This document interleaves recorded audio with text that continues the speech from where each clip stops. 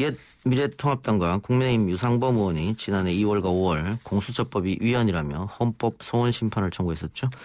오늘 그 결과가 나왔는데 합헌 5, 위헌 3 각하 1의 의견으로 공수처법은 헌법에 위배되지 않는다. 합헌 결정이 나왔습니다.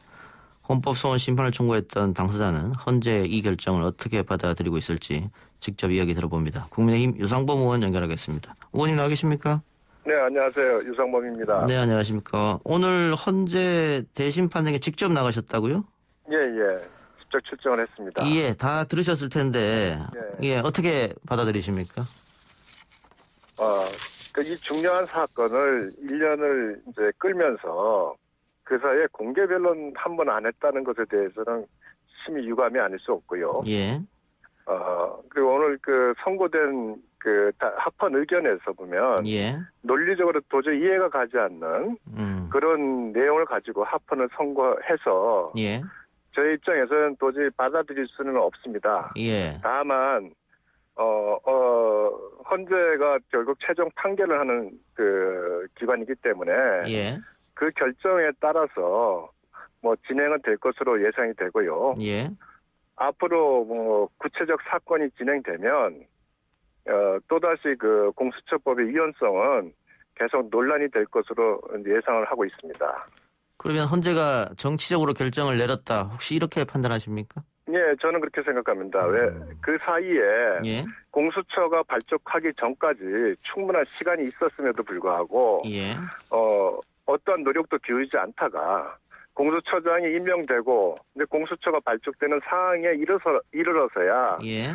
뒤늦게 헌재가 결정을 한다는 것은 기본적으로 이 권력의 눈치를 보면서 그 판결을 내린 거라고밖에 말할 수 예. 없습니다. 예. 그래서 네. 의원님께서 뭐 앞으로 논쟁과 논란이 있을 것이다라고 말씀은 하셨습니다만은 어쨌든 법적으로는 일단락됐다 이렇게 보이는데. 법적으로 일단락이 된 거죠. 예. 자 그러면은 구체적 사건이 이제 공수처에서 수사를 하고 진행이 된다면은 또다시 아마 그 법정에서 예. 위헌성 논란이 다시 재개가 될 겁니다. 예, 알겠습니다.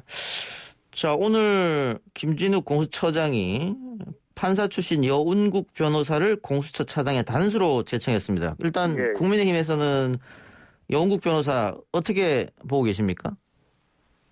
제가 그 언론 보도를 보고 바로 그 여운국 변호사에 대해서 좀 파악을 해봤는데 예.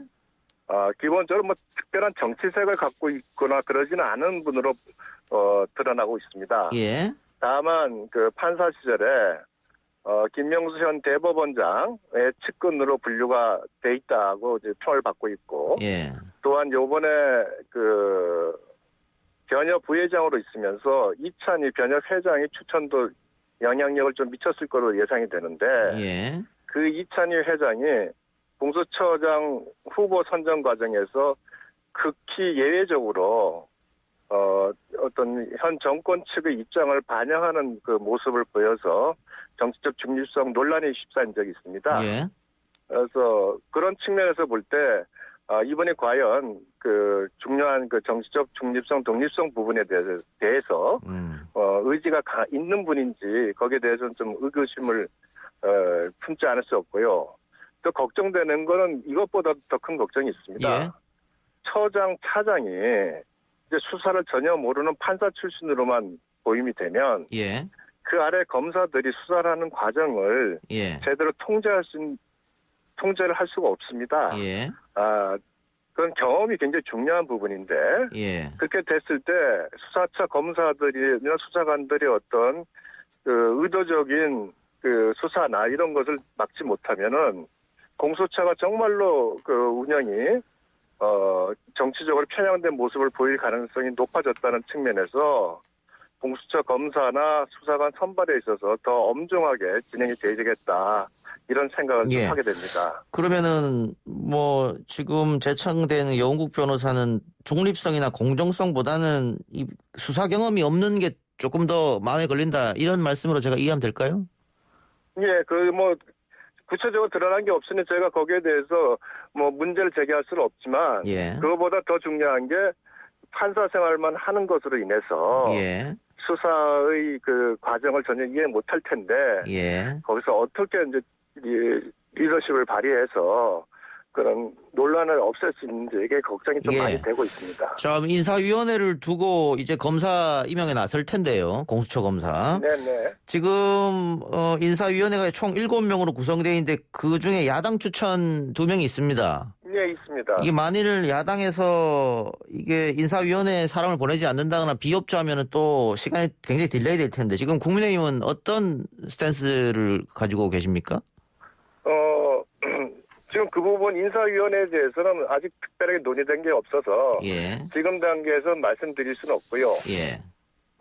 일단 제가 말씀드린 대로 이 수사처 검사의 선정이 워낙 중요해진 시기가 되노니까 예. 인사처의 운영에 있어서도 참여하는 인사위원들의 의견을 충분히 반영할 수 있는 예. 그런 시스템이 좀 구축이 돼야지 의미가 있는 것이지 단순히 형식적으로 과반수로 숫자로만 결정한다 그러면은 저희도 좀 진중하게 고민을 좀 해야 될 그런 상황이라고 생각을 합니다. 그래서 그만큼 중요하시다고 계속 강조하셨으니까 네. 만일 보이콧을 하게 되면 민주당은 그러면은 뭐 야당 빼고 강행하겠다 또 이런 입장이기 때문에 그거는 법적으로 불가능하고요. 예. 이미 7명의 제적 인원이라는 것은 법으로 규정되어 있는 거고 규칙으로 그걸 바꿀 수는 없습니다. 예. 그렇기 때문에 7명 구성해야 되는 건 맞고 다만 지금 특정 정치색이 드러나지 않게 가기 위해서는 사전에 좀 긴밀한 협의가 필요하다 하는 게 저희의 입장입니다. 예. 그럼 충분히 들어가서 의논할 수도 있다 이런 입장이시네요? 네, 그 가능성은 다 열어놓고 있습니다. 알겠습니다. 자, 다른 사안으로 좀 넘어가서 질문 들어보죠. 뭐 공수처랑 관련이 있긴 합니다. 김학의 전 차관의 불법 출국 금지 의혹 수사. 네. 박범계 신임 법무부 장관이 공수처로 아마 이첩되지 않겠느냐 이런 얘기 했거든요. 그건 인사청문회 때 처음에는 이첩 얘기를 꺼냈는데 제가 다시 물어봤을 때 예. 문헌적으로는 그렇게 해석이 된다. 예. 라는 입장을 밝혔고 구체적으로 이첩 여부에 대해서는 공수처장이 답할 문제다 이렇게 회피를 했습니다. 예. 그래서 그거는 이제 공수처장이 그 입장을 정해야 될 텐데 예.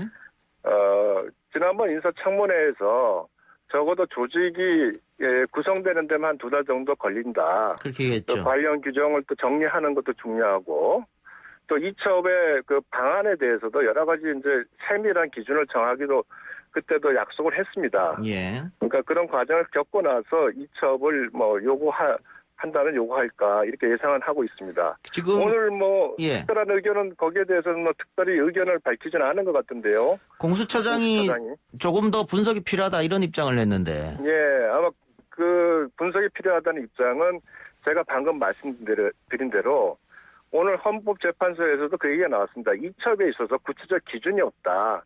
그 이첩 기준이 되게 모호하고 추상적이기 때문에 이렇게 되면은 공수처장이 자의적으로 판단하게 되는 위험이 있다라는 지적이 있었습니다. 소수 의견으로. 예.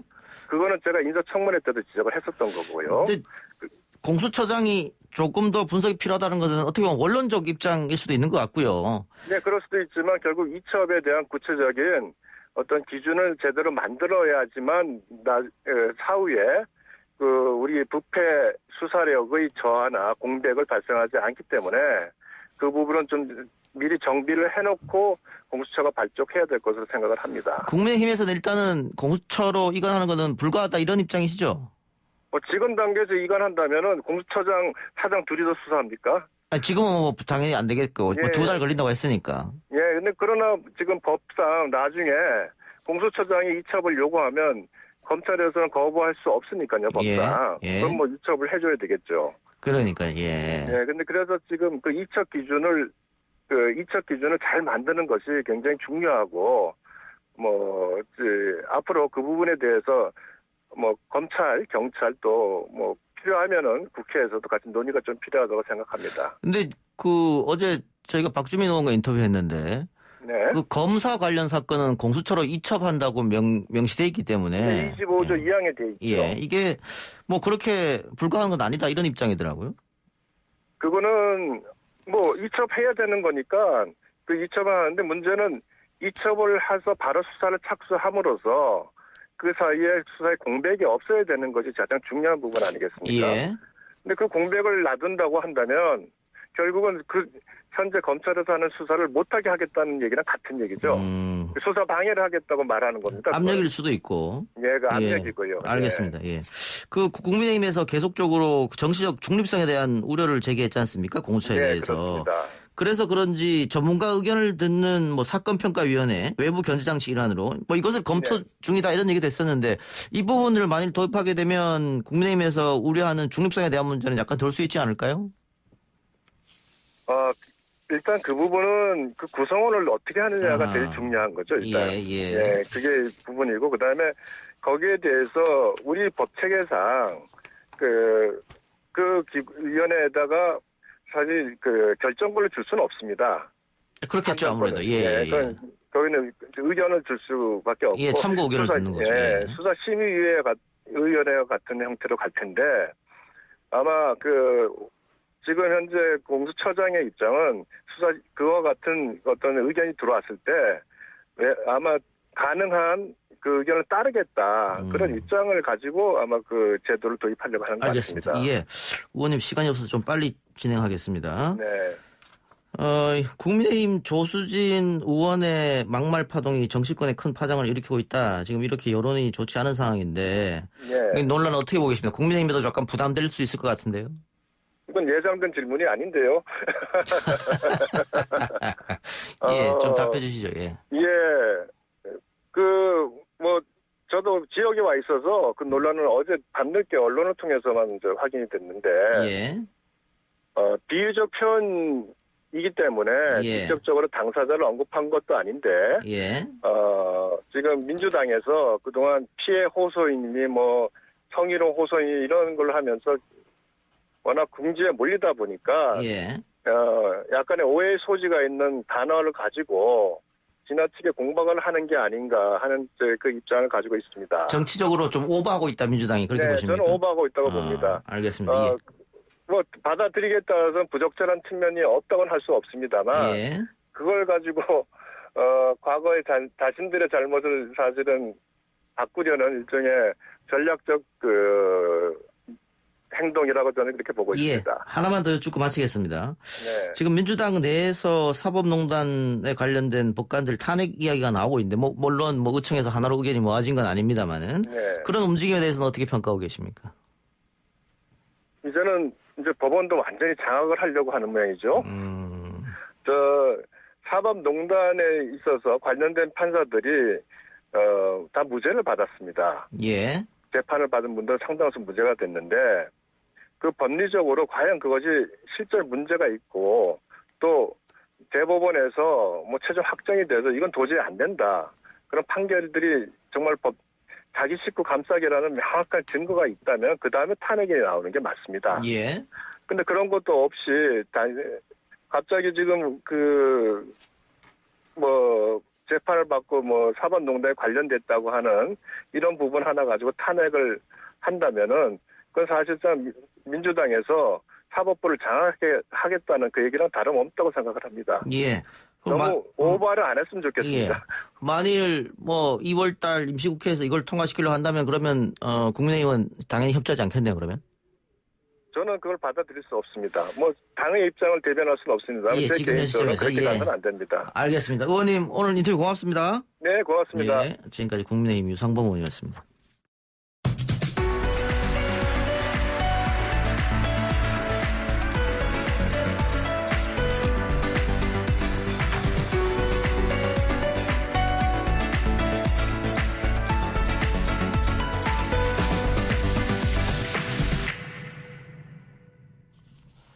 코로나19 사태 속 학부모님들의 가장 큰 관심사항 아마 3월 신학기에는 등교 수업이 제대로 될까 수능이 또다시 미뤄지진 않을까 이런 부분일 겁니다.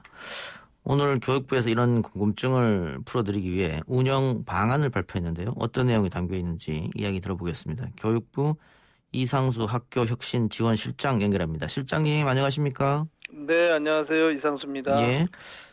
자, 올해는 그러면 개학 연기는 없다 이렇게 봐도 되겠네요?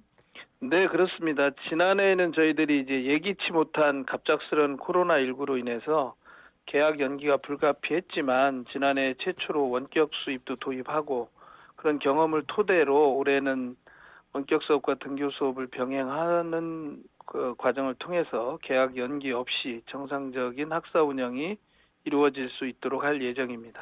그 관련해서 논문도 나왔지 않습니까? 저학년으로 갈수록 이게 발병률 또 전파력이 현저히 떨어진다. 뭐 그런 네. 것도 아마 감안되셨을 것 같은데 그 네. 지난번처럼 또 만일 1,000명이 넘어가고 뭐 이렇게 되면 어떻게 됩니까? 그러니까 저희들이 이제 원격 수업을 통해서도 학사 운영이 가능하고 학생들이 예. 수업을 할 수 있기 때문에 1,000명이 넘어간다 그러면 원격 수업으로 진행을 하고 또 상황이 좋아지면 등교 수업을 병행하면서 예.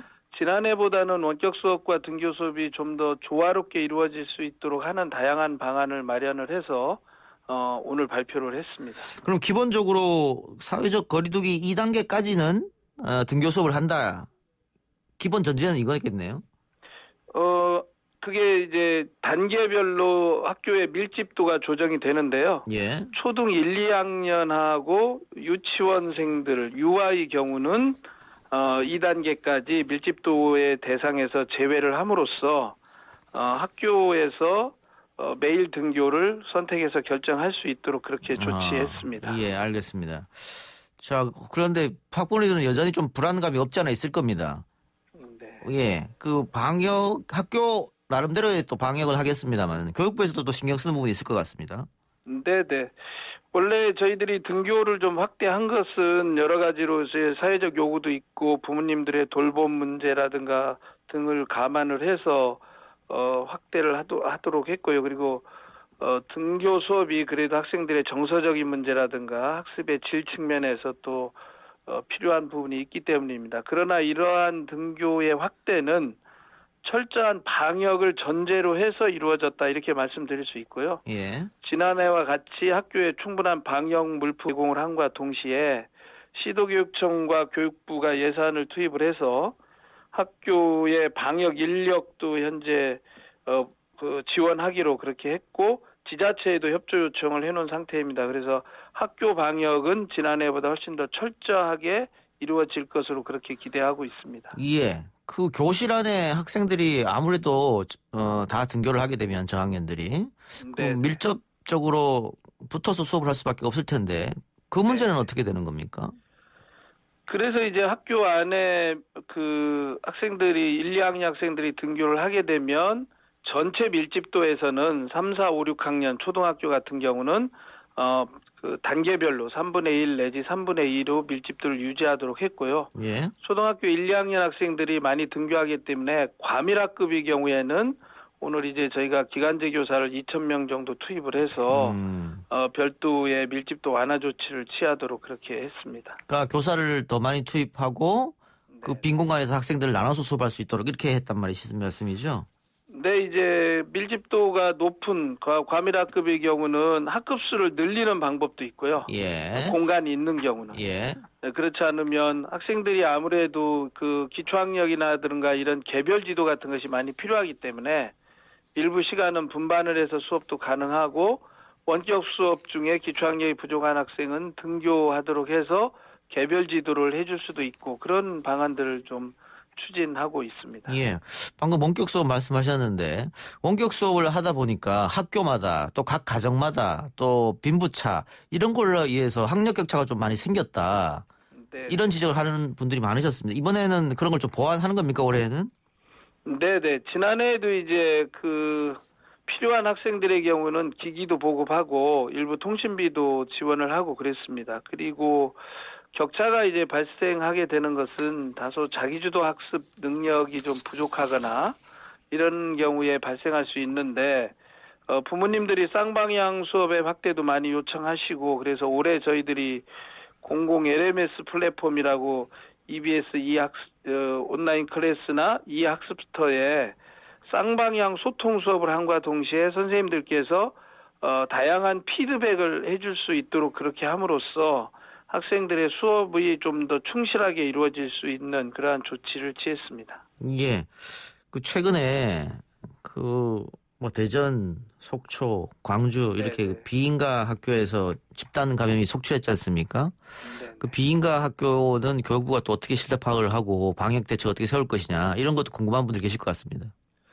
네, 그렇습니다. 최근에 이제 IM 선교회 관련 교육 시설에서 집단 감염이 발생을 했습니다. 그래서 이게 교육부가 원래는 관리하는 학교는 아니었지만 이 비인가 대안학교에 대해서 교육부가 관계 부처가 참여하는 미인가 교육시설 방역관리 TF를 구성했습니다. 그래서 현재 교육시설의 현황에 대해서 광범위하게 지자체와 교육청이 협조해서 파악 중에 있고요. 예. 방역 점검도 실시하고 이들 그 미인가 교육시설에 대한 방역 수칙을 지금 마련하고 있습니다. 방역 당국과 긴밀하게 협조해서. 예. 그리고 원래 저희가 이제 내년부터는 이 대안교육기관에 관한 법률이 제정되어서 지난해 올 1월 달에 제정을 했습니다. 그래서 대안교육시설에 등록할 수 있는 법적 근거를 마련했거든요. 예. 그래서 향후에는 최대한 등록을 하도록 해서 관리가 좀 더 수월하게 하는 제도적인 방안까지 마련하고 있습니다. 알겠습니다. 마지막으로 수능은 이번에는 연기 없이 그대로 진행된다 이런 발표가 있었는데요. 네, 그렇죠. 지난해에 이제 어려운 상황 속에서도 저희들이 그 자가격리 학생뿐만 아니라 감염이 된 확진자의 경우도 수능을 볼 수 있도록 한 경험을 토대로 해서 올해는 11월 셋째 주 11월 18일 날 차질 없이 수능을 볼 수 있도록 그렇게 준비할 생각입니다. 예, 뭐 백신도 공급되고 하기 때문에 네, 충분히 네. 연기 없이 가능하지 않겠나 그런 생각 드네요. 알겠습니다. 실장님 오늘 인터뷰 고맙습니다. 네, 감사합니다. 지금까지 이상수 교육부 학교혁신지원실장이었습니다.